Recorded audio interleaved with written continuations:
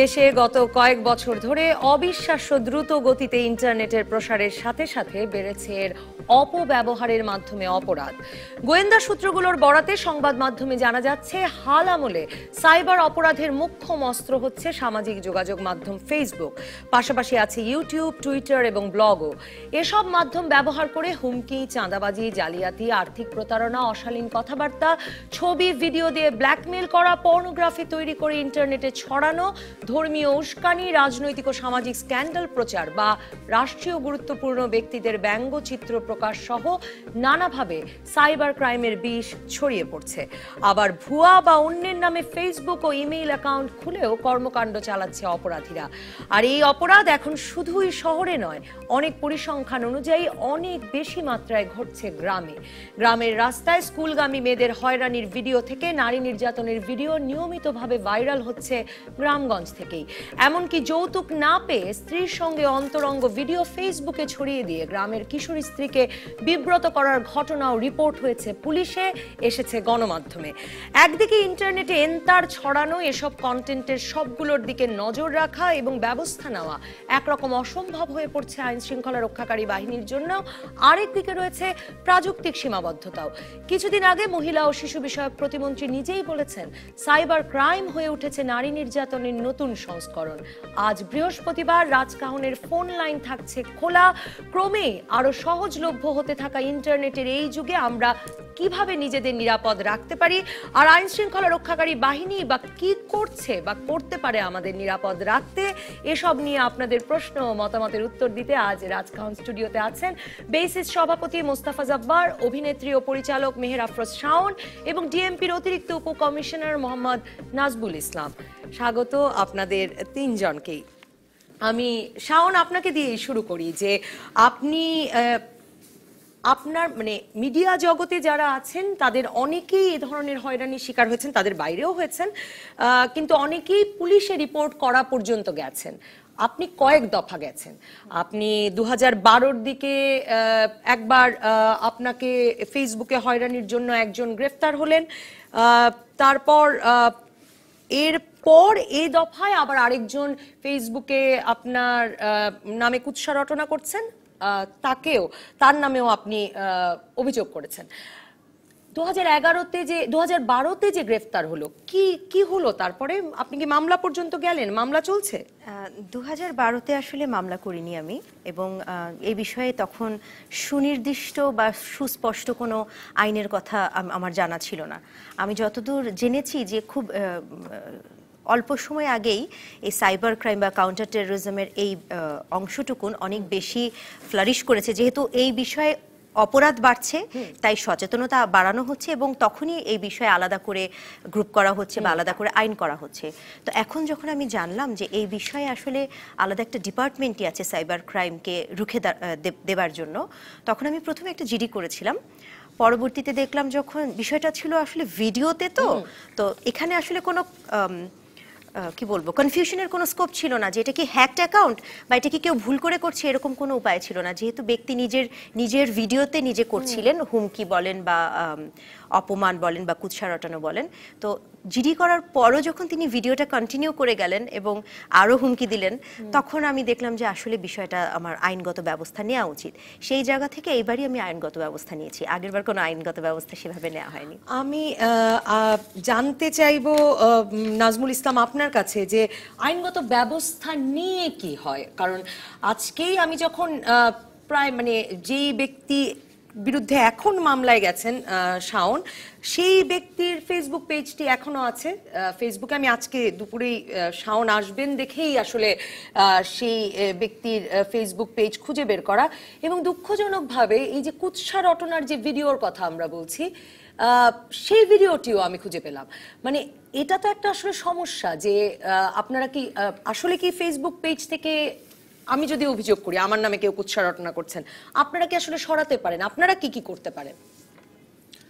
ধন্যবাদ। প্রথমে একটু রেফারেন্স দেই। শাওন আপা বলেছেন যে আইনের বিষয়টা, তো আইনটা 2006 সালে এটা করা হয়েছিল, বাট এটা রিসেন্টলি এটা অ্যামেন্ডেড হয়েছে 2013-এ।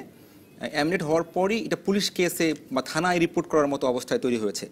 তো ওনাকে ধন্যবাদ যে উনি উনি খুবই এই বিষয়ে আমার এটা কনসাস নিয়ে একটা কনফিউশন হলো শাওন বলবার পরেও যে 2006 আইনটি হয়েছে কেন 2013 আগেও তো মামলা করা যেত 57 আগে ধারাতেই করা মামলা যেত, করা যেত যেহেতু 57 ধারা মামলার একটা বিষয় আছে কগনিজেবল এবং নন কগনিজেবল, এটা আমলযোগ্য অথবা আমলযোগ্য। হ্যাঁ, যদি আমলযোগ্য মামলা হয় তা আমলযোগ্য মামলার তো পুলিশ থানায় হতে পারে, আর যেটা আমলযোগ্য না এই মামলাগুলো সাধারণত কোর্টের আদেশে হয়।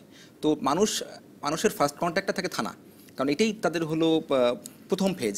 তো থানায় যখন হচ্ছে না মামলা, কোর্টে যাব আবার, আর তারপরে ওই সময়ে যে আমাদের অবকাঠামো এবং পুলিশ অথবা টোটাল আমাদের যে অ্যাডমিনিস্ট্রেশনটা, তার অ্যারেঞ্জমেন্টটা এতটা ভালো ছিল না যে আমরা এই সাপোর্টটা দিতে পারবো।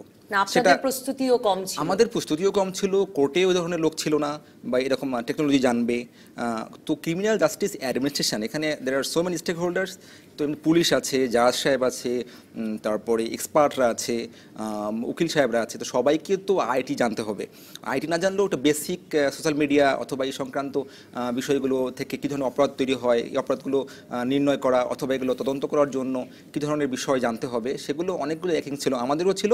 পুরো এই যারা স্টেক হোল্ডার আমরা আছি এর মধ্যে অনেকের মধ্যে এটা ছিল। দ্যাটস ওয়াই এটা ওই অর্থে ওইভাবে জনগণের কাছে আসেনি। তো 2013-র পর থেকে যখন পুলিশ সামনে চলে আসলো, জনগণের কাছে চলে আসলো, জনগণও যখন এটা ক্ষতিগ্রস্ত হচ্ছিল বা যারা এটা থেকে এগ্রিপ পার্টি বলবো সংক্ষুব্ধ হচ্ছিল, ব্যক্তি, রাষ্ট্র অথবা গোষ্ঠী, যে যাই হোক না কেন, তো তারা পুলিশের কাছে আসলো, রিপোর্ট করলো, দেন পুলিশ তাদের যে প্রিপেয়ারনেস ছিল সেটাকে বুস্ট আপ করা শুরু করলো। এবং আমরা একটা জায়গায় এখন চলে এসেছি। তো আপনার কোশ্চেনের বিষয়টা এরকম যে হ্যাঁ, আমরা এখন অনেকটাই সক্ষম। আমরা হ্যাঁ, আপনি ওনার ফেসবুক পেজটা আজকে দেখেছেন, তো এটা তো আমার এভিডেন্স। আমি এটা চাইলেই এখন বন্ধ করতে পারবো না আনটিল আমি কোর্ট থেকে একটা আদেশ পাই যেটা বন্ধ করে দেওয়া হোক। তো আমরা সেই আদেশটা সিক করব আরও পরে, এজন্যই করব কারণ এই জিনিসটা আমরা আগে নিব এবং ফেসবুকের কাছ থেকে তথ্য নিব। ফেসবুকের কাছে চিঠি লিখবো আমরা, এটা ডিউ প্রসিডিওর্স আছে, চিঠির মাধ্যমে তারা তথ্য দিবে। তথ্যটা পেয়ে গেলে তখন ফেসবুককেই বলে দেওয়া হবে যে কোর্টের আদেশ নিয়ে যে তুমি এটা ব্লক করে দাও। আমি আজকে পত্রপত্রিকায় দেখছিলাম যে আপনাদের বরাতেই লেখা হয়েছে যে ফেসবুক এখন সবচেয়ে বড় মানে এই ধরনের অপরাধের সবচেয়ে বড় অস্ত্র হয়ে উঠেছে। এটার কি কোনো পরিসংখ্যানিক ভিত্তি আছে? পরিসংখ্যান তো আমি তো কাজ করি ঢাকা মেট্রোপলিটন পুলিশের কাউন্টার টেরোরিজম ইউনিটের একটা ডিভিশনে কাজ করি। তো আমার অধীনে ঢাকা শহরের থানাগুলো আছে। তো মানুষ তো সাধারণত থানায় যায় মামলা করতে, এবং থানা যখন এটাকে হ্যান্ডেল করতে পারে না তখন আমাদের কাছে আছে। আমরা একটু থানার চেয়ে একটু উপরে জায়গায় বসি এবং আমরা একটা ওভারসি করি এই জিনিসটা। তো আমার কাছে পরিসংখ্যানটা আমি গত ইয়ারে বলতে পারি, গত 2016-তে আমার কাছে কেস এসছে 55টার মতো। কেস একটা জিনিস, আর একটা হলো মানুষ আসে প্রবলেম সলভ করতে। অনেক সময় পুলিশকে জানায়, পুলিশ হয়তো বলে দিল, মামলায় যেতে চায় না। তো এরকম ডেইলি আমার 5 থেকে 10টা ইনসিডেন্ট থাকে। আমার কাছে রিপোর্ট হয় ওভার দ্য ফোন, ফেসবুক অথবা আমার অন্য মাধ্যমগুলো আছে। আমাদের হ্যালো সিটি একটা অ্যাপস আছে, আমাদের হ্যালো সিটি অ্যাপসের পার্ট আছে, সাইবার ক্রাইমের পার্ট আছে, সেখানে মানুষ রিপোর্ট করতে পারে। আমি হ্যালো সিটি অ্যাপ সম্পর্কে মানে মানুষ কি করতে পারে নিজেকে রক্ষা করতে সেগুলো বা আসলে আপনাদের কাছে রিপোর্ট করতে, সেটা তো জানবই। মোস্তফা জব্বার, কাজটা তো আসলে ক্রমাগত মানে আপনারা ইন্টারনেটের প্রসারের জন্য একটা দীর্ঘ সময় ধরে কাজ করছেন। বাংলাদেশ যত ডিজিটাল হয়ে উঠছে, এই অপরাধটাও যে বাড়ছে সেটাও কিন্তু আমরাই আমাদের প্রতিদিনের জীবনে টের পাচ্ছি। আসলে কি করবার আছে, কি ক্ষেত্রে আপনি মনে করেন যা যা প্রযুক্তিক সুবিধা, যা যা প্রযুক্তিক সাবধানতা থাকবার কথা ছিল, তাছাড়া আমরা ডিজিটাল হয়ে উঠছি দেখে কি এত বেশি অপরাধ হচ্ছে নাকি এটা সারা পৃথিবীতে? সেটা দিয়ে যদি শুরু করেন, মানে বাংলাদেশ কোনো বিশেষ কেস কিনা? দেখেন, ডিজিটাল দুনিয়া হলে ডিজিটাল অপরাধ হবে, এটি স্বতঃসিদ্ধ একটি বিষয়। আমরা খুব বেশি সময়ের কথা ভাববো না। ধরেন 2009 থেকে প্রকৃতপক্ষে আমরা ফেসবুক ব্যবহার করছি বা সামাজিক যোগাযোগ মাধ্যমগুলোর দিকে মানুষের অংশগ্রহণ হয়েছে, এবং বিষয়টি সেটি হচ্ছে বাংলাদেশে কম্পিউটার এসছে 64 সালে, কিন্তু 64 সাল থেকে 87 সাল পর্যন্ত সাধারণ মানুষের সাথে এর কোনো সম্পর্কই ছিল না। 87 সালে প্রকাশনায় কম্পিউটারের যুক্তিটা হয়েছে। 96 সালে যখন আজকের প্রধানমন্ত্রী ছিলেন তখন তিনি কম্পিউটারের উপরে ডিউটি তুলে দেন, ফলে কম্পিউটারের সাথে মানুষের সম্পর্কটা বাড়ে। 2008-এ যখন ডিজিটাল বাংলাদেশের কথা বলেন তখন সেটি আরও দৃঢ় হয়, এবং 9 থেকে আসলে গত 8 বছর আমাদের এই যাত্রাটা। এবং সেই কারণে ধরেন স্ট্যাটিস্টিক্সটা এরকম যে আমরা 2008-এর ডিসেম্বরে মাত্র 12 লাখ লোক ইন্টারনেট ব্যবহার করত, যেটি এখন 6 কোটির উপরে গিয়ে দাঁড়িয়েছে। ফেসবুক নামক কিছু ছিল না, এখন আমরা প্রায় 2.5 কোটির মতন মানুষকে ফেসবুকে যুক্ত হতে দেখছি। কাকতালীয়ভাবে সামাজিক যোগাযোগ মাধ্যমের মধ্যে দুটি দুনিয়া জোড়া খুব বিখ্যাত, একটি হচ্ছে টুইটার এবং আর একটা ফেসবুক। আমাদের এখানে ফেসবুকটা সেই হারে জনপ্রিয় হয়েছে। বিষয়টি এইভাবে দেখা দরকার যে যেহেতু মানুষ ফেসবুক ব্যবহার করে, এর ভালোটা যেমনি ব্যবহার করবে, অপরাধী খারাপটাকেও ব্যবহার করবে। এটি স্বতঃসিদ্ধ বিষয়, এটার মধ্যে কোনো ইফ অ্যান্ড বাট নেই। বিষয় যেটি সেটি হচ্ছে যে প্রথম দিক থেকে যে বিষয়টা আমরা লক্ষ্য করে আসছি সেটি হচ্ছে যারা ফেসবুক ব্যবহার করেছে তারাও ঠিক জানতো না এটা কী জিনিস, সাপ ব্যাঙ, এতে রক্ষা পাওয়ার কি উপায় আছে, একে নিজেকে নিরাপদ রাখার কি উপায় আছে, এই বিষয়গুলো স্পষ্ট ছিল না। সরকারের থাকার তো কোনো বিষয় ছিল না, বিকজ পুলিশ তখনও পর্যন্ত ভাবছে প্রতিরক্ষা মানে হচ্ছে বন্দুক, এবং তখনও পর্যন্ত ভাবছে যে লাঠি দিয়ে, টিয়ার গ্যাস দিয়ে বোধহয় অপরাধ দমন করা যাবে। যে বিষয়টি হয়েছে সেটা হচ্ছে সরকার প্রথম টের পেয়েছে 2013-তে যে একটি ডিজিটাল মাধ্যম এসছে, যে মাধ্যম আমার সন্ত্রাস ছড়ায়, যে মাধ্যম মৌলবাদ ছড়ায়, যে মাধ্যম জঙ্গিবাদ ছড়ায়। এবং সেই সময়কালে আমরা খুঁজে বের করেছিলাম 52টা সাইট ছিল যেগুলো বাঁশের ডালনা নামে পরিচিত ছিল এবং পুরোপুরিভাবে একেবারে সন্ত্রাসের জন্য ব্যবহৃত। আমি একটা ফোন নেব, কিন্তু আমার এই প্রশ্নটা বারবারই আসছে, মানে 2006-এ তো আইনটা হয়ে গেল, 2013-তে আইন সংশোধনের আগে আমরা কোনো কার্যকরী ব্যবস্থা নিতে পারলাম না কেন? মানে একটা আমি একটু একজন দর্শককে নিতে চাই। দর্শক, আপনার নাম বলে প্রশ্ন করুন বা মতামত রাখুন। আসসালামু আলাইকুম। ওয়ালাইকুম আসসালাম। হ্যাঁ, আমি একটু একটা প্রশ্ন করতে চাচ্ছিলাম। আমি মনির বলছি মিরপুর থেকে। জি বলুন। আমার প্রশ্ন হলো যে এখন যে ইন্টারনেট যে আমরা দুনিয়াতে পেয়ে গেছি, আর এখন বাচ্চাদের হাতে আপনার অ্যান্ড্রয়েড সেট গুলো চলে আসছে, হ্যাঁ, তো ওরা চাচ্ছে চাইলে এখন যেগুলো আপনার সাইডে ঢুকে যাচ্ছে। তো দেশটা এই অবস্থায় আপনার মানসিক একটা যে প্রবলেমে ওরা ফেস করতেছে, সেখান থেকে আমরা কিভাবে বেরিয়ে আসতে পারি? জি, আমরা এই নিয়ে, জি, বাচ্চাদের কেউ এই সব অপরাধ থেকে কিভাবে বেরিয়ে আসার দরকার নাই। আমি একটি বিষয় স্পষ্ট করতে চাই, আপনি ইচ্ছে করলেও বাচ্চাদের হাত থেকে এই ডিভাইসটা নিতে পারবেন না। দিনে দিনে তার হাতে আরও বেশি শক্তিশালীভাবে আমাদের ভাবা উচিত একে কী করে ইতিবাচকভাবে ব্যবহার করতে পারি এবং নেতিবাচকটা প্রতিরোধ করতে পারি। আইনটা সম্পর্কে একটা বিভ্রান্তি দূর করা দরকার। এটি সাইবার অপরাধ দমন করার আইন নয়। কিন্তু এর মধ্যেই তো এর মধ্যে ছিল 2006 থেকে। না, 2006 ছিল না। এটি হচ্ছে একটি ডিজিটাল সিগনেচার আইন। বাংলাদেশে ডিজিটাল সিগনেচার প্রবর্তন করার জন্য বিএনপি সরকার শেষ সময়কালে যাওয়ার আগেই আইনটা করেছিল। এটা 2009-এ আরেকবার সংশোধন করা হয়েছে এবং 2013-তে এই 57 ধারা বা ওই যে ধারাগুলো আছে এগুলো যুক্ত করা হয়েছে। প্রকৃতপক্ষে ওই আইনটির উদ্দেশ্যই ছিল যে আমি ডিজিটাল সিগনেচারকে প্রোটেক্ট করব এবং সেই কারণে সংশ্লিষ্ট যে বিষয়গুলো ছিল সেগুলো করব। আইন এখন তৈরি হচ্ছে, ডিজিটাল সিকিউরিটি আইন এখন আইন মন্ত্রণালয়ে আছে, খসড়া পর্যায়ে আছে। ইনফ্যাক্ট মন্ত্রীর সভা হয়ে আসছে, এটা আইন মন্ত্রণালয় থেকে আবার মন্ত্রিসভা হয়ে সংসদ পর্যন্ত যাবে এবং এই মাসের মাঝামাঝিতে এটিকে চূড়ান্ত করার একটি প্রক্রিয়া আছে। ফলে আলটিমেটলি আমার তথ্য অনুযায়ী 57 ধারা এই আইনে থাকবে না,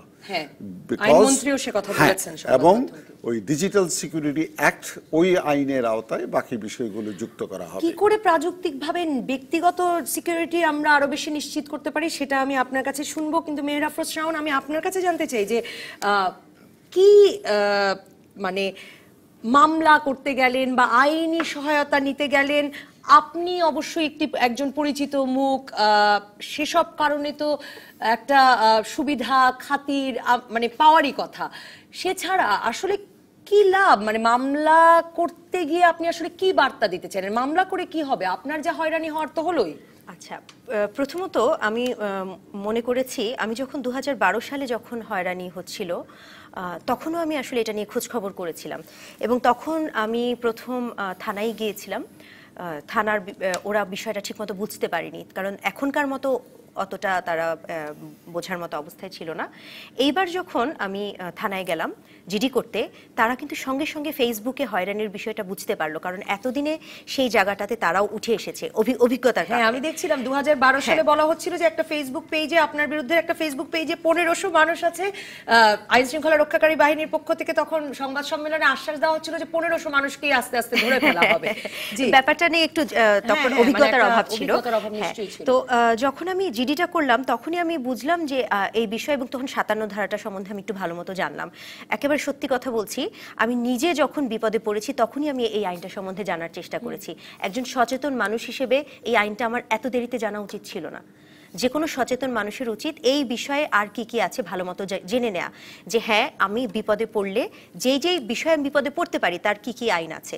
তো আমি যখন ভালো মতো আইনটা জানলাম এবং কি শাস্তি আছে সেটাও যখন জানলাম, তখন আমি আসলে মামলাটা করবার কথা ভাবলাম। তার পিছনে প্রধান যেটি কারণ সেটা হচ্ছে যে মানুষকে কিছুটা হচ্ছে হুমকিটা শুধু কুৎসা রটানো ছিল না, যে ভিডিওটা ছিল সেখানে হুমকি ছিল।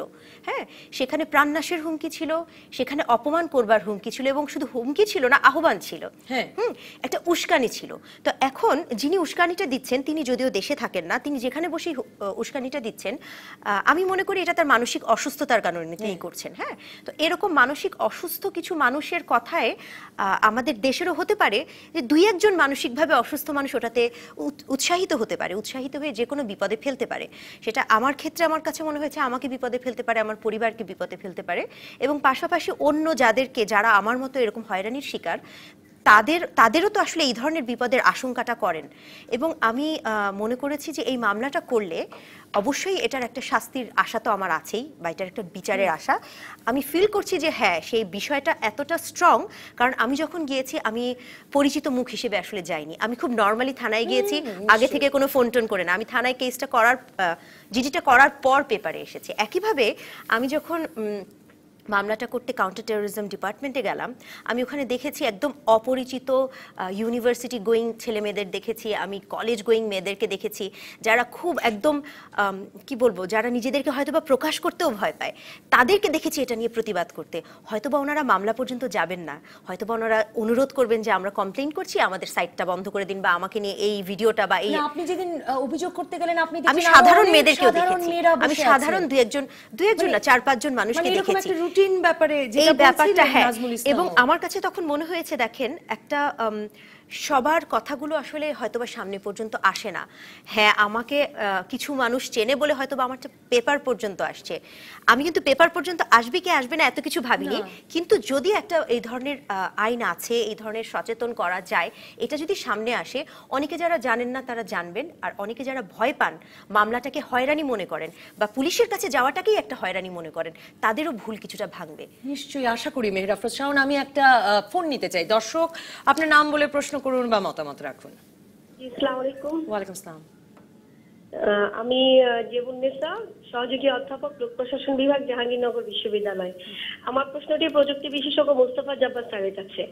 আমি গত 3 মাস আগে ফেসবুকে একটা হুমকি পাই, আমাকে হুমকি দেওয়া হয়। তারপর আমি কাউন্টার টেরোরিজমে যোগাযোগ করি। মিস্টার নাজমুল সাহেব ওইখানে আছেন, সেটা উনিও জানেন। তো এরপর আমার প্রশ্নটা হচ্ছে, ওনারা যথেষ্ট আমাকে সাহায্য করেছেন, আইন শৃঙ্খলা বাহিনীকে ধন্যবাদ। কিন্তু এই পর্যায়ে আইন শৃঙ্খলা বাহিনী আর সাহায্য করতে পারছে না, এই জন্য যে অ্যাকাউন্টটা ডিএক্টিভেট হয়ে গেছে। তো অ্যাকাউন্ট ডিএক্টিভেট হয়ে গেলে এরপরে কোনো অপরাধী যদি কাউকে হুমকি দেয়, তারপর অ্যাকাউন্ট যদি ডিএক্টিভেট হয়ে যায়, তারপর তাকে ধরার সিস্টেমটা কি? মোস্তফা জব্বার স্যারের কাছে আমার কোশ্চেন হচ্ছে, এরপরে একটা অপরাধী হুমকি দিল, তারপরে আমরা বুঝতে পেরেছি। অসংখ্য ধন্যবাদ ম্যাডাম ফোন করবার জন্য। আমরা একটা বিরতির পর এসে মোস্তফা জব্বার, আমি আপনার কাছে এটাও জানতে চাই, এবং আপনার এবং নাজমুল ইসলামের কাছে, যে ডিঅ্যাক্টিভেট হয়ে যাওয়ার পরে কি, আর এই যে শাওনের ঘটনাটি যেরকম আমরা জানি যে এমনকি ফেসবুকে একটা বড় অ্যাক্টিভ ভূমিকা পালন করেন অনেক প্রবাসী লোকজন, যারা ভীষণ অপরাধ মনস্কতা নিয়ে ফেসবুকে বাংলাদেশ বিষয়ে মন্তব্য করেন, বাংলাদেশের জনপ্রিয় মুখদের বিষয়ে মন্তব্য করেন, তাদের ব্যাপারে বা আপনাদের কি করা আছে, একটা বিরতির পর এসে জানবো।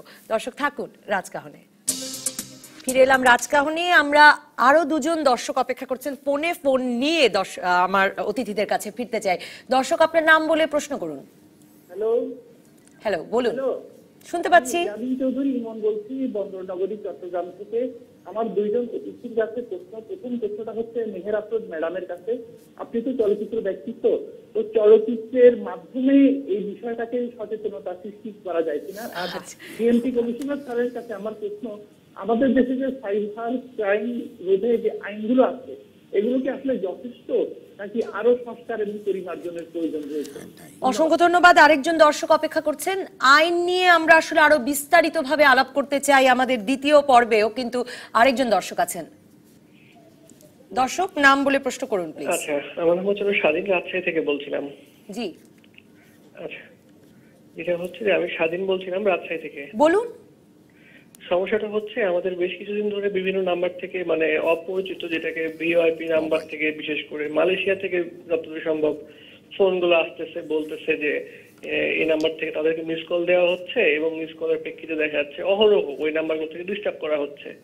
কিন্তু দেখা যাচ্ছে আমি সেরকম কোনো নাম্বারে কোনো মিস কল দিচ্ছি না, বা যেটা কল করা হচ্ছে না, বা তাকে চিনি না, কিন্তু এই জিনিসগুলো হচ্ছে। এই ক্ষেত্রে আমার সিকিউরিটি বলেন বা আমার নিরাপত্তার ক্ষেত্রে আমি কি করতে পারি, যে আমাকে নাম্বারগুলো থেকে ডিস্টার্ব করা হচ্ছে, কিন্তু এক এক সময় এক এক নাম্বার থেকে করা হচ্ছে। এটা আপনাকেই ডিস্টার্ব করা হচ্ছে?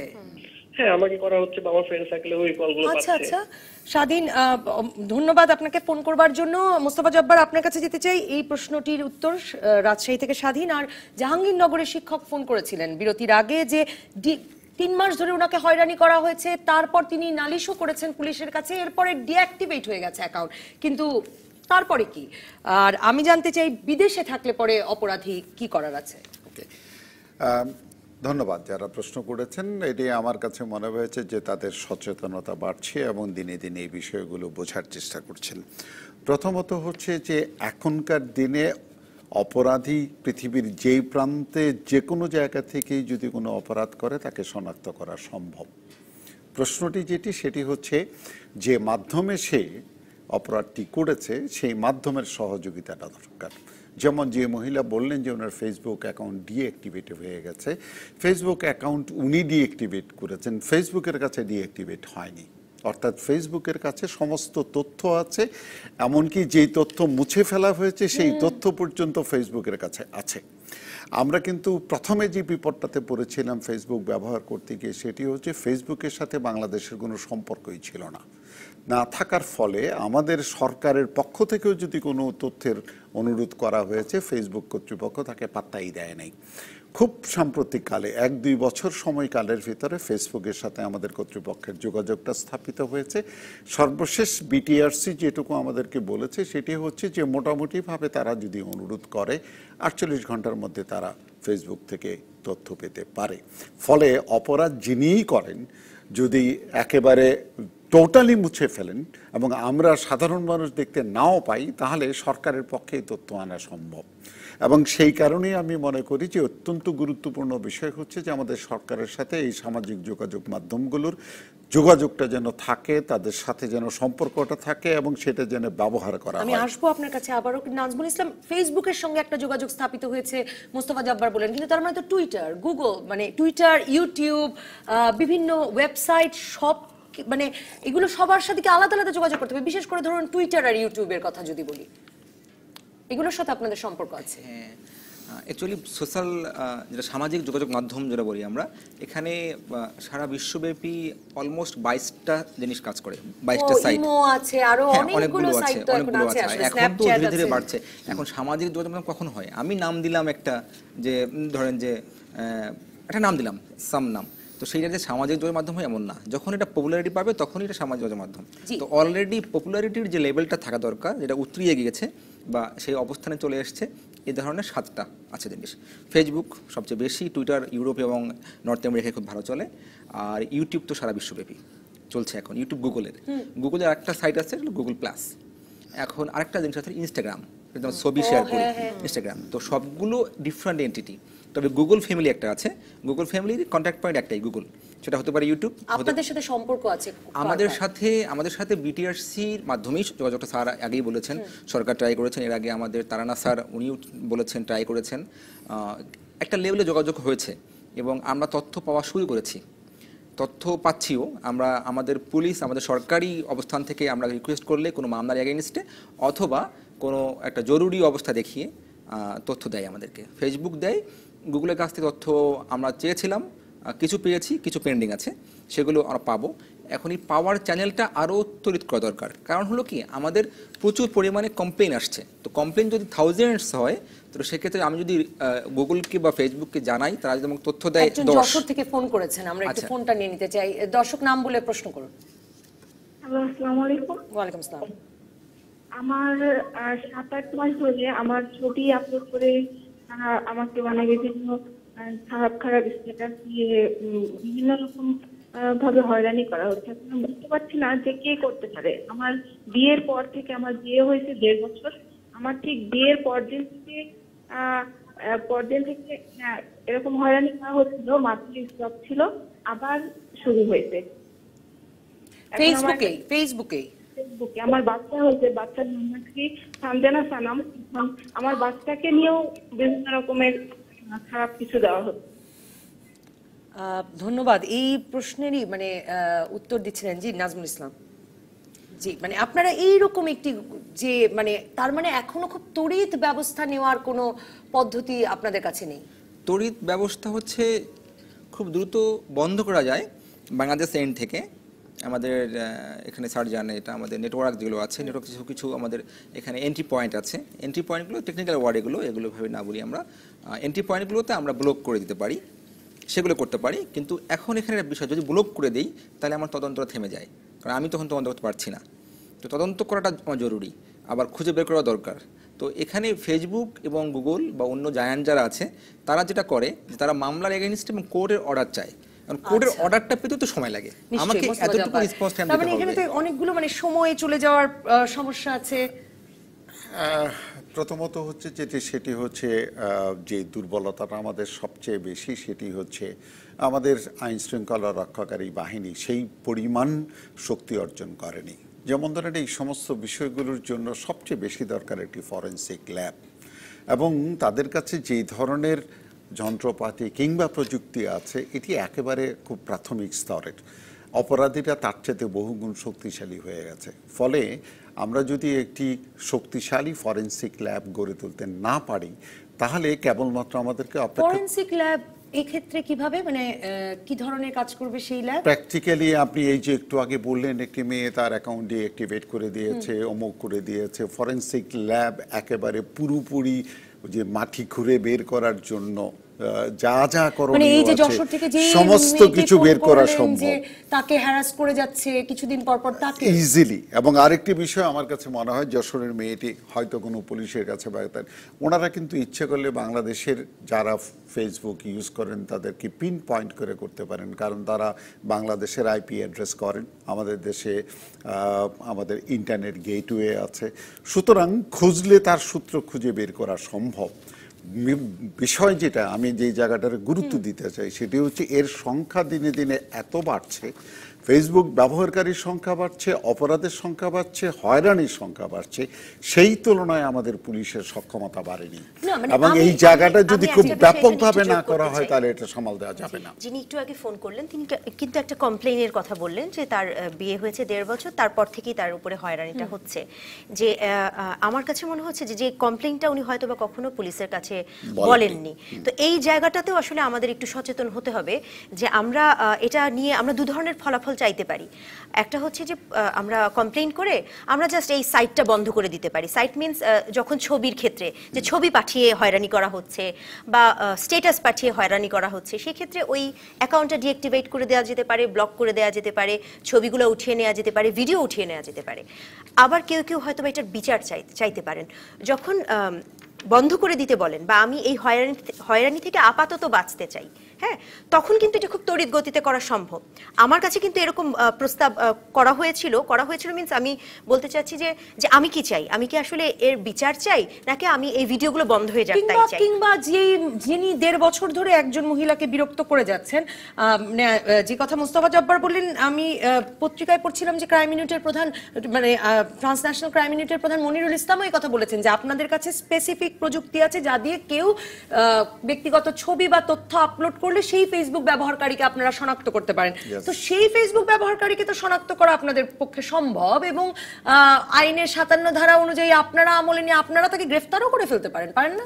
হ্যাঁ ঠিক আছে। প্রবলেমটা যেটা হয়েছে ওই যে 1.5 বছর যাবত যিনি ভুগছেন তিনি হয়তো পুলিশকে জানান, এটাই বলছি। আপনারা কি যে পরিমাণ অপরাধটা রিপোর্টই করেন, রিপোর্টটা করতে হবে। রিপোর্ট প্রচুর হচ্ছে, এটা আপনিও বলছিলেন যে আপনি শাওনও বলছিলেন যে তিনি থানায় গিয়ে তা দেখেছেন। নবনীতা মোটেই প্রচুর হচ্ছে না, মাত্র 55টা মামলা হয়েছে, দিনে 5 থেকে 10টা কমপ্লেইন একটা এসেছে। ছোট্ট পার্থক্য আছে, আকাশ পাতাল। বেশিরভাগই হচ্ছে কমপ্লেইন করে বলছে আমার এটা বন্ধ করে দিন, হ্যাঁ। এই ভিডিওটা জাস্ট অফ করে দিন, আমি আর এর বেশি প্রসিড করতে চাচ্ছি না। প্রসিড করলেই তখন মামলার ব্যাপারটা আসছে, তখনই 57 ধারার ব্যাপারটা আসছে, তখনই একটা প্রসিডিওরের মধ্যে ঢুকে যাচ্ছে, এবং প্রসিডিওরে যখন ঢুকে যাচ্ছে তখনই কিন্তু ফেসবুকের কাছে এই আইপি অ্যাড্রেস বের করা, নাজমুল ইসলাম ধরুন তখনই আমাকে একটা কেউ lengthy harass process করছে, চলে আমি আসছে। আসলে মামলা করবার মতো সাহসী নই। আমি যদি আপনাকে গিয়ে বলি যে সেই ফেসবুক পেজটা বন্ধ করতে হবে, ওই ফেসবুক ব্যবহারকারী 1.5 বছর ধরে আমাকে হ্যারাস করছেন, তাকে ডেকে একটু ধমকে দিতে হবে, সেগুলো করবার কোনো উপায় পুলিশের নাই না? না, পুলিশের আছে। এখন আপনি তো আইন জানেন, এখন আমি একজনকে বলবো যে তোমাকে আমি তুমি এটা করছো, এখন উনি তো আমাকে খুব সিম্পলি বলবে, উনি বলবে না রাইটের কথা বলবে, উনি আমাদের রিড করবে যে আপনি কোন অধিকারে আমাকে আপনি কিসের ডাকছেন, ভিত্তিতে কেন আপনি আমাকে বলছেন, ডাকছেন? অভিযুক্তি যদি আমি না করি তাহলে আমাকে তার দেখান, প্রতিকার আমার আমি বিরুদ্ধে পুলিশের অভিযোগ legal কাছ থেকে proceedings জমা শুরু করতে লিগ্যাল হবে। প্রসিডিওরের ভিতর দিয়ে আসলে রাইট, যেতে এইটাই হচ্ছে বড় সমস্যা, প্রধান আমি সমস্যা। একটু বলি আপা এখানে, একদম সংক্ষেপে, একজন দর্শক আছেন, আমি সংক্ষেপে বলবো, আমি ফোনটা নেই না একটু বলে নেই আমি। জি স্যার একটু বলেছেন যে আমাদের ল্যাব বিষয়ে বলেছেন, আমাদের state of the art forensic lab আছে, যেটা আমরা আমাদের দক্ষিণ এশিয়ার মধ্যে আমরা এনাফ। আচ্ছা, আমরা দক্ষিণ এশিয়ার যে কোনো দেশ যেভাবে সাইবার ক্রাইম ট্যাকেল করে আমরা তার চেয়ে কোনো অংশে কম না। এখন এখানে শাওন আপার কথাটা আমি বলবো যে এখানে আনরিপোর্টেড থেকে যাচ্ছে, এখন মানুষ বুঝছে না কোথায় গেলে রিপোর্টটা করা যাবে। আমাদের 3টে সংস্থা অ্যাক্টিভ কাজ করতে সারা দেশব্যাপী, CID, PBI, police bureau of investigation এবং সিআইডি, তাদের নিজস্ব ল্যাব আছে, নিজস্ব এক্সপার্ট আছে, আর ডিএমপির জন্য আমি আছি। আপনাকে তো মনির স্যার বলেছেন যেটা, আমার কিন্তু একটি প্রশ্ন আছে, মানুষ বোধহয় জানে না আপনারা যে আছেন, এটি বোধহয় দেশের মানুষ জানে না। যদি জানা থাকতো না, একমাত্র আমি যদি জানা থাকতো, আমি ধরেন আমি দিনে 10টা ফোন পাই, স্যার আমাকে অমুক জায়গায় হ্যারাস করতেছে, এই করতেছে, এই করতেছে, আপনার কাছে 10টা ফোন কেন আপনাকে একজন যাবে? তথ্য প্রযুক্তি বিশেষজ্ঞ হ্যাঁ, হিসেবে ভাবে যে বাজবার কোনো আপনার উপায় কাছে নেই। শত শত যাওয়া উচিত, শত শত কমপ্লেইন যাওয়া উচিত। আমার ধারণা আপনারা ব্যাপকভাবে প্রচার করেন, যাতে Yes, আমি বলবো যে ব্যাপকভাবে প্রচার করেন, কোন নাম্বারে ফোন করা যাবে, কার কাছে কমপ্লেইন করা যাবে, এই জায়গাটা যদি করতে পারেন তাহলে দেখবেন যে প্রচুর পরিমাণ জীবন বেঁচে বিরতির যাবে। পর আপনার কাছে জানতে আসবো সরাসরি যে কি কি জায়গায়, মানে কোন কোন জায়গায়, কোন কোন নাম্বারে, কোন কোন অ্যাপস ব্যবহার করে সাধারণ মানুষ কমপ্লেইন করতে পারে। একজন দর্শক আছেন ফোনে, তার ফোনটা নিয়ে আমি বিরতিতে যাব। দর্শক নাম বলে প্রশ্ন করুন। আছেন আপনি? একটা বিরতি নিয়ে ঘুরে আসছি। দর্শক থাকুন রাজকাহনে। ফিরে এলাম রাজকাহনে। নাজমুল ইসলাম, আপনার কাছে জানতে চাইবো কি ভাবে আপনাদের কাছে পৌঁছানো যায়, এবং আপনারা তো ঢাকা কেন্দ্রিক, মূলত ঢাকার বাইরে যারা, তারা কোথায় পৌঁছবেন? সব থানায় কি সাইবার ক্রাইম ইউনিট আছে? না, সব থানায় তো সাইবার ক্রাইম ইউনিট, থানার তো সব ধরনের অপরাধই রিপোর্ট করা যায়। তো আমি এখানে জেবুন্নেসা আপা একজন কোশ্চেন করেছিলেন জাহাঙ্গীর ইউনিভার্সিটির, উনি জাহাঙ্গীরনগরে থাকেন, তো এটা আমার ডিএমপির মধ্যে পড়ে না। তো ওনার কথা বলা হয়েছেন যে উনি একটা ফেসবুক অ্যাকাউন্ট ছিল যেটা অলরেডি হ্যাজ বিন ডিঅ্যাক্টিভেটেড। তো ডিঅ্যাক্টিভেট অ্যাকাউন্ট থেকে তথ্য আনতে গেলে তো মামলা করতে হবে, তো মামলাটা তো ডিএমপিতে হবে না, মামলাটা হবে জাহাঙ্গীরনগর বিশ্ববিদ্যালয় সাভারে পড়েছে, সাভার থানায়। তো সাভারের এই থানা পুলিশ হয়তো বেশি সক্ষমতা নেই, কিন্তু সাভারকে সাপোর্ট দেওয়ার জন্য আমি 2টো সংস্থাকে অলরেডি বলেছি, একটা হলো পিবিআই আর সিআইডি। তো পিবিআই সিআইডির সেই কাঠামোগত অবস্থানটাও আছে, আইনগত অবস্থানটাও আছে। তো আমি যদি রিপোর্টটা ওখানে করতে পারি তাহলে আমি ভালো সুবিধা পাবো। তো এই সূত্র ধরে আমি আরও বলি, যারা ঢাকায় আছেন, ডিএমপির মধ্যে কোনো অপরাধ ঘটলে, সাইবার অপরাধ, হ্যারাসমেন্ট হচ্ছেন বা যে কোনো ধরনের প্রবলেমে পড়ছেন, তো সেক্ষেত্রে ডাইরেক্টলি আমাকে ফোন করা যেতে পারে। আমি এখানে আছি, আমার নাম্বারটা তো আমি কি বলবো এখানে, নাম্বার এখানে বলা যেতে পারে। নাম্বার আপনি যদি সবার ফোন ধরেন, সেটাকেই যদি আপনি হেল্পলাইন মনে করেন, কোনো সমস্যা নেই। আমি I am suppose to receive all the calls. However, আমার নাম্বারটা হচ্ছে 017 6969 1508। তো অনেক সময় ফোন ধর 01769691508 সময়সীমা কি আপনি দিয়ে দিবেন? ঢাকার বাইরে হলে কি করবেন? ঢাকার বাইরে হলে কোন নাম্বারে ফোন করবেন? কারণ আমাদের এখানে যশোর থেকে ফোন এলো, রাজশাহী থেকে ফোন এলো, রংপুর থেকে ফোন এলো। আচ্ছা, ঢাকার বাইরে হলে মূলত এই কাজগুলো সিআইডিতে একটা সাইবার পুলিশ ব্যুরো আছে এবং পিবিআইতেও আমাদের সাইবার পুলিশ সংক্রান্ত একটা টিম আছে। তো সেই নাম্বারগুলো আমি এই মুহূর্তে আমি বলতে পারছি না, আমার ফোনও সুইচ অফ আছে। তো আমি এই নাম্বারগুলো আমাকে ফোন করলে আমি তখন বলে দিতে পারবো যে আপনি ওই নাম্বারে নক করেন বা আপনি থানায় যান। তো যেখানেই হোক না কেন প্রথমত তাকে থানায় রিপোর্ট করতে হবে। থানায় রিপোর্ট করবে, থানায় একটা জিডি করুক বা মামলা করুক, হোয়াটএভার, একটা রিপোর্ট করার পরে থানা পুলিশকেই আমাদের বলে দেওয়া থাকবে বা ওসির মাধ্যমে আমাকে ফোন করাবে। দেন আমি ওসিকে বলে দিব যে কে হবে কন্ট্যাক্ট পয়েন্টটা। পিবিআইয়ের পয়েন্ট আছে, ওখানে আছে কন্ট্যাক্ট পয়েন্ট আছে এবং সিআইডিরও আছে, আমি সব বলে দেবো। আর apart from all those things we have some arrangements on internet, like আমাদের একটা অ্যাপস আছে, হ্যালো সিটি অ্যাপস। এখানে 4টা পার্ট আছে, তার মধ্যে একটা part cyber crime. Hello city অ্যাপসেও রিপোর্ট করা যেতে পারে।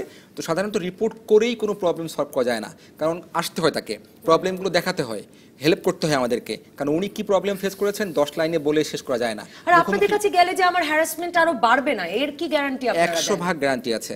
আমাদের কাছে হ্যারাসমেন্ট কখনোই বাড়তে পারে না।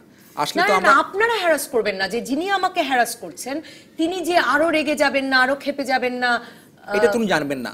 মামলা হতে হয় গোপনে, পুলিশ তো গোপনীয়তা রক্ষা করে, পুলিশের উপর ইন্টারেস্টেড এটা। তো এটা কোনো সমস্যা নেই। অসংখ্য ধন্যবাদ নাজমুল ইসলাম। মেহের আফরোজ শাওন, আমাদের অনুষ্ঠান শেষও করতে হবে, আমি নিশ্চিত যে আরো অনেক প্রশ্ন ছিল দর্শকের, কিন্তু একজন দর্শক আপনাকে ফোন করেছিলেন যে চলচ্চিত্রের মাধ্যমে এর সমাধান করা যায় কিনা।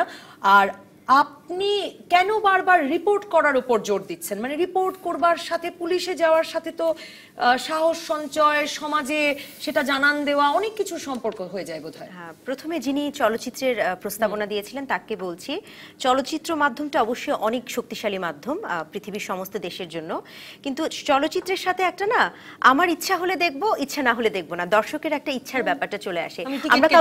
আমরা কাউকে বাধ্য করতে পারি না যে এটি একটি সচেতনতামূলক চলচ্চিত্র, আপনাকে দেখতেই হবে। হ্যাঁ, টিকিট কেটে দেখার যেহেতু বিষয়টা আসছে, সুতরাং চলচ্চিত্র আসলে এটা আর একটা সচেতনতা বৃদ্ধির একটা উপায় হতে পারে না, বরং হতে পারে যেটা ছোট ছোট নাটিকা স্কিডের মতো, সেটা 1.5-2 মিনিটের স্কিড হতে পারে, 5 মিনিটের হতে পারে। আমরা আগে দেখেছি ইফটিজিং এর উপরে অনেকগুলো হয়েছে, জঙ্গিবাদ দমনের উপরে হয়েছে, এগুলো আস্তে আস্তে করে, মানে এই যে পুলিশ যদি তার হেল্পলাইন আমাদেরকে জানিয়ে দেয়, এভাবে করে যদি ছোট ছোট, হ্যাঁ, যেগুলো হচ্ছে, যেই ধরনের ইস্যুস গুলো হচ্ছে এবং যা এখান থেকে আমরা যা নিরুপায়, অপরাধীরা ভয় পাচ্ছে না কেন? মানে এই যে ধরুন আপনি যদি আপনার অভিজ্ঞতা থেকে বলেন যে আপনি রিপোর্ট করলেন, রিপোর্ট করার পরে কি খুব ভয় পেয়ে গেছে? আমার কাছে মনে হয়েছে অপরাধীও তো সচেতন নয়, তাই সে ভয় পাচ্ছে না। হ্যাঁ, এই হ্যারাসমেন্টের ভয়টা যিনি কেস করতে চাচ্ছেন না, যারা, আমি বারবারই বলছি, রিপোর্ট করা আর কেস করার মধ্যে পার্থক্য আছে। আমি জানাচ্ছি, কমপ্লেইন করছি, কিন্তু আমি বলছি আমি মামলার ঝামেলায় যাব না। তাহলে কোন ভরসায় পুলিশ আমার হয়ে তার জন্য লড়বেন? আমি যদি ভিকটিম হই, আমি যে শেষ পর্যন্ত স্ট্রং থাকবো, সেই ভরসা, সেই কাগজটা পুলিশের হাতে কি আছে? পুলিশ গেল, তাকে ধরলো, আটকালো, আমি ভয় পেয়ে বললাম না, আমি তো কোনো কিছু লিখিত তো কিছু করিনি। এই জায়গায় আমি বলছি যে আমরা যদি সচেতন হই, আমরা যদি রিপোর্ট করার পাশাপাশি আমরা যদি শাস্তিটা চাই, কিছু দৃষ্টান্ত যদি আমরা স্থাপন করতে পারি, তাহলেই কিন্তু আস্তে আস্তে, এখনো কোনো দৃষ্টান্ত স্থাপন হয়নি, সচেতনতা এভাবেই বৃদ্ধি পাবে। অনেক হয়েছে, এটা আপনি কোর্টে যেতে পারবেন, আমাদের সাইবার ট্রাইব্যুনাল একটা আছে, আলাদা ট্রাইব্যুনাল আছে, এটা জজ কোর্টে, ঢাকা আমাদের সিএমএম কোর্টের পাশেই এটা আছে। সাইবার ট্রাইব্যুনালে আমাদের কনভিকশন আছে অনেক, তো কনভিক্টেড পিপল, যে সাইবার ক্রাইম মামলা, আমরা যে কথা বলছি এখানে একটা আইনের কথা বলছি, আরেকটা আইন আছে, সেটা হচ্ছে যে পর্নোগ্রাফি কন্ট্রোল অ্যাক্ট। তো পর্নোগ্রাফি কন্ট্রোল অ্যাক্ট এটা আছে, এই দুটাই মিলেই আমরা কাজ করি। আইসিটি আইনের মতোই, কিছুটা আইসিটি, কিছুটা টিপিক্যাল অন্য লয়ের মতো, লোকাল লয়ের মতো। তো এইগুলোর যে কনভিকশন হয়েছে, কনভিকশন রেটগুলো আপনি দেখবেন যে সাইবার ক্রাইমের কিন্তু সাক্ষী লাগে না। আপনি যে আমি উইটনেস দেখবো তা না, এটা digitally proved. We have footprints, we have all the evidences. যে মামলা করলে প্রমাণ করাটা অনেক সহজ, মানে আমাদের ক্ষেত্রে সহজ। এর বাইরে একটা ছোট্ট একটা অংশ আমি একটু জুড়ে দিতে চাচ্ছি। এটা তো একটা হলো এক ধরনের হয়রানি, ভিডিও করে বা লিখে, আরেক ধরনের হয়রানি হয়, এটা শুধুমাত্র মিডিয়া পিপলদের হয়, অথবা যারা সেলিব্রিটি, মিডিয়ার বাইরে যারা খেলোয়াড় সেলিব্রিটি বা যারা রাজনৈতিক সেলিব্রিটি, তাদের অনেক ফেক অ্যাকাউন্ট হয়, তাদের অনেক ফ্যান পেজ হয় ফেক। হুমায়ুন আহমেদের নামে অসংখ্য ফ্যান পেজ আছে, ওসব ফ্যান পেজ থেকে কি শেয়ার করা হচ্ছে সবগুলো দেখা আমার পক্ষে বা হুমায়ুন আহমেদের পরিবারের সবার পক্ষে সম্ভব নয়। সেই ফ্যান পেজগুলো থেকে অশালীন লিংক শেয়ার করা হচ্ছে, সেই ফ্যান পেজগুলো থেকে জঙ্গিবাদকে করে উস্কে দেবার মতো লিংক শেয়ার করা হচ্ছে। এগুলোর ক্ষেত্রে কিন্তু আমরা সবাই আসলে কাজ করতে পারছি না। Multiple account. আর আরেকটি প্রশ্নের উত্তর দুজনেই আপনারা দিতে চেয়েছিলেন, দেওয়া হয়নি কারোরই, আমি থামিয়েছি। ওই যে মালয়েশিয়া থেকে বা বিদেশি নাম্বার থেকে বারবার ফোন আসছে, এই প্রশ্নটিও যদি উত্তর দেন। আমি যেই জায়গাটার মধ্যে গুরুত্ব দিতে চাই সেটা হচ্ছে দুটো পয়েন্ট। একটা হচ্ছে যে আমাদের যারা ফেসবুক ব্যবহার করেন, যারা ফোন ব্যবহার করেন, তাদের জন্য একটা বড় ধরনের সচেতনতা সৃষ্টি করা দরকার, নিজেরা সতর্ক হওয়া। মানে আমরা যারা ব্যবহারকারী, ব্যবহারকারী সতর্ক না হওয়া পর্যন্ত এই ধরনের অপরাধকে মোকাবেলা করা খুবই কঠিন হয়ে যাবে। আরেকটি জায়গায় আমি গুরুত্ব দিতে চাই, সেটি হচ্ছে নাজমুল সাহেবের দৃষ্টি আকর্ষণ করব, তার কর্তৃপক্ষকে করব, এটির একটি ওয়ান স্টপ সার্ভিস দরকার। কারণ আমি 10 জায়গায় যেতে পারবো কিনা। আরেকটি বিষয় যেটি হচ্ছে আমার ডিএমপিতে আছে, অপরাধের মাত্রাটা কিন্তু ডিএমপির চেয়ে ডিএমপির বাইরে অনেক বেশি হয়, গ্রামের মানুষ অনেক বেশি হেনস্থা হয়, হয়রানি হয়, এবং প্রত্যেকটি থানায় এখন পার্টিকুলারলি ডিজিটাল অপরাধের জন্য সুনির্দিষ্টভাবে দায়িত্বপ্রাপ্ত লোক থাকা দরকার, নাজমুল সাহেবের মতন লোক থাকা দরকার। আমি খুশি হয়েছে যে ওনাদের কাছে ফরেনসিক ল্যাব আছে এবং এটি স্টেট অফ দ্য আর্ট, নিঃসন্দেহে সুখবর। তার মানে হচ্ছে আমি এই ল্যাবের সহায়তা নিয়ে অপরাধীকে ধরতে পারবো, এই মেসেজটা জনগণের কাছে পৌঁছা দরকার। এবং বড় অসুবিধা যেটা হয়, সবসময় যে কেবলমাত্র মামলা হবে এটি কিন্তু না, আর মামলার হয়তো সেইভাবে প্রয়োজনও নাই। শাওন যেটা বললেন, আমার নামে একটা ফেক অ্যাকাউন্ট খুলে কেউ একটা কিছু করছে, এটা মামলার চেয়ে অনেক বেশি ইমিডিয়েটলি স্টেপ বন্ধ করে দেওয়া এবং এটি মনিটরিং করার। আমি মামলা করতে চাইবো না, আমি বন্ধটাই চাইবো। এক্স্যাক্ট। এবং আরেকটি বিষয় আমি বুঝি যে সেটা হচ্ছে আমাদের রাষ্ট্র জানে যে আমরা এই ডিজিটাল হুমকির মুখে আছে, সন্ত্রাস, জঙ্গিবাদ, এইসব সম্পর্কে মনিটরিং কি সেই রকম আছে? এই মনিটরিংটা যদি না থাকে, নারীর প্রতি হ্যারাসমেন্ট যদি আমরা অত গুরুত্ব নাও দিই, সেটা নিশ্চয়ই রাষ্ট্র গুরুত্ব দিবে। কিন্তু শেষ প্রশ্নটি, রাজশাহী থেকে স্বাধীন নামে একজন ফোন করেছিলেন যে বারবার তার ফোনে ভিওআইপি টাইপের কল। ওই স্বাধীন তো বটে, আমি পাই, আমি অলমোস্ট এভরি টাইম পাই। বন্ধ করবার কোনো উপায় আছে? না, এটা বন্ধ করবার কোনো উপায় নেই, কারণ হচ্ছে ভিওআইপি কলগুলো তো কল জেনারেট হয়। আমরা জানি ইন্টারনেটের ক্ষেত্রে আইআইজি কাজ করে, আর ফোন কল যেটা আমরা ভয়েস কল করি এটা হলো আইজিডাব্লিউ। তো আইজিডাব্লিউ ব্যবহার করে এই কলগুলো আসে, সেখান থেকে রাউটেড হয়ে যায়। তো এগুলো রুটে যাওয়া সম্ভব। প্রত্যেকটা কল যখন আসবে আমাদের দেশে আসলে অবশ্যই আইজিডাব্লিউ হয়ে আসতে হবে। আইজিডাব্লিউ সে কল রিসিভ করে না, কিন্তু উনি তো মানে উনার ফোনে আসছে, উনি কিভাবে ঠিক করবেন আইআইজি তে আসবে না? এটা সমস্যা না, আমি যেটা বললাম যে সলভ করা সম্ভব। তো আমি তো ওয়ে বললাম, তাকে আশ্বস্ত করলাম যে যেহেতু আইজিডাব্লিউ হয়ে আসে সেহেতু তার ফুটপ্রিন্ট রয়ে যায়। ও আচ্ছা, কাজে তাকেও ডিটেক্ট করা সম্ভব যে কে মালয়েশিয়া থেকে ওনাকে হ্যারাস করছে। আমার একটা প্রশ্ন আছে নাজমুল ভাইয়ের কাছে, এবং একদম এক লাইনে ওনারা উত্তর দিতে পারবেন। শুরুতেই প্রশ্নটা এসেছিল যে প্রবাস থেকে যখন মধ্যপ্রাচ্য বা অন্যখান থেকে যখন এই ধরনের কর্মকাণ্ড চালানো হয়, তাদের ক্ষেত্রে এটা খুব বড় টাফ বিষয় না। আমরা অনেক ধরনের অপরাধীকে বাংলাদেশে নিয়ে এসেছি, জঙ্গিকেও নিয়ে এসেছি মালয়েশিয়া থেকে। কয়েকদিন আগেও আপনারা জানান আমি একজন জঙ্গিকে নিয়ে এসেছি, উনি কনভিক্টেড, ওনাকে ফাঁসির করা হয়েছে। যদি ধরেন যে ইউএসএ থেকে একজন আপার কেসটাই আমি বলি, যেহেতু বলবো আপার কেসটা সংক্রান্ত। আচ্ছা, আপার কেসের যে যদি আমরা ওকে ধরতে চাই, তাহলে আমরা তার বিরুদ্ধে কোর্ট থেকে ওয়ারেন্ট নিব। আমরা ইন্টারপোল আছে, we have collaboration with USA, Interpol, NCB আছে আমাদের। ইন্টারপোলের সঙ্গে যোগাযোগ করে আমরা তাকে আনতে পারি। অসংখ্য ধন্যবাদ শাওন এই প্রশ্নটি তোলার জন্য, কারণ আমি অনেকবার এটা জিজ্ঞেস করেছিলাম এবং শাওনের কারণেই, এই মামলাটির কারণেও এটি খুব গুরুত্বপূর্ণ যে বিদেশ থেকে যারা হ্যারাস করেন তারা কি হবেন, তার মানে তারাও ছাড়া পাবেন না। অসংখ্য ধন্যবাদ মোহাম্মদ নাজমুল ইসলাম, মেহের আফরোজ শাওন এবং মোস্তফা জব্বার, আপনাদের তিনজনকেই দর্শক ধন্যবাদ যারা সঙ্গে ছিলেন প্রথম পর্বে। পরবর্তী পর্বে আমরা আলোচনা করব 57 ধারা, অপরাধ দমন না হয়রানি, এই বিষয়ে। সাথে থাকবেন ঢাকা বিশ্ববিদ্যালয়ের অধ্যাপক ডক্টর আসিফ নজরুল এবং বাংলাদেশ সুপ্রিম কোর্টের আইনজীবী ব্যারিস্টার তানজিবুল আলম। সঙ্গে থাকবেন আপনিও, ফোন করুন, মতামত দিন।